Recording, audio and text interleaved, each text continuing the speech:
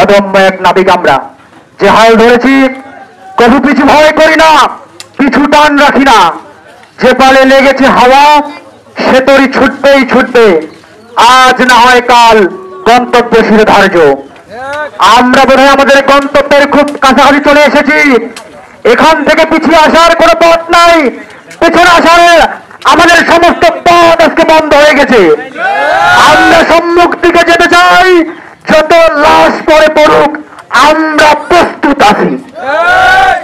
আপনি আমাদের রক্ত নিয়ে খেলায় মেতে উঠেছেন, আমরা পরিষ্কার ভাবে বলে দিবার চাই এদেশের মানুষ আপনাকে ঘৃণিতভাবে প্রত্যাখ্যান করেছে।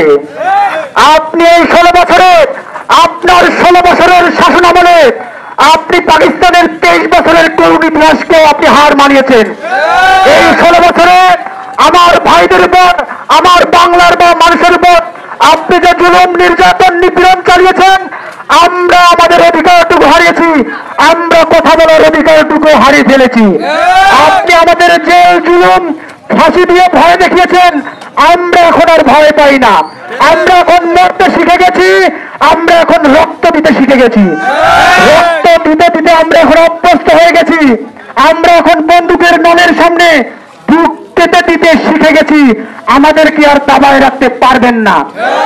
7.5 কোটি বাঙালিকে কেউ দাবায় রাখতে পারে নাই, 20 কোটি বাঙালিকে কেউ দাবায় রাখতে পারবে না। আপনি শাসনতন্ত্রের নামে গণতন্ত্র, গণতন্ত্রের নামে রাজতন্ত্র, স্বৈরতন্ত্র প্রতিষ্ঠা করেছেন। এই বাংলার মানুষ সেটা কখনো মেনে নেয়নি, মেনে নেবেও না।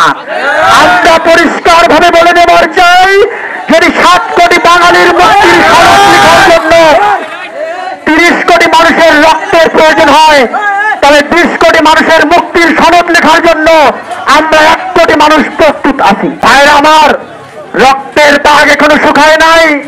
বাতাসে আমাদের ভাইদের শহীদদের রক্তের গন্ধ বেশি আসছে।